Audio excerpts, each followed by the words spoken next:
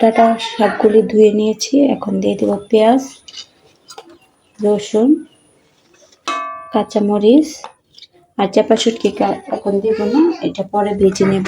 লবণ, কিছু শাক দিয়ে পরে ঢাকা দিয়ে তারপরে সেদ্ধ করে নেব যাতে পানিটা না থাকে। ডাটা শাকের মধ্যে পেঁচিয়ে চাপা শুটকিগুলি ভেজে নেব। এই তো আমি উল্টে পাল্টে চাপা শুটকিটা ভালো করে ভেজে নিয়েছি।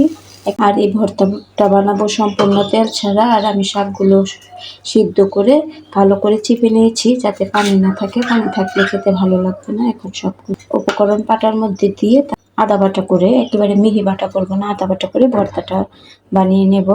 তো রেডি হয়ে গেল গরম গরম ধোয়া ওঠা ভাতের সাথে ডাটা শাকের ভর্তা আর হচ্ছে কুমড়া ভাজি, সকালের নাস্তা।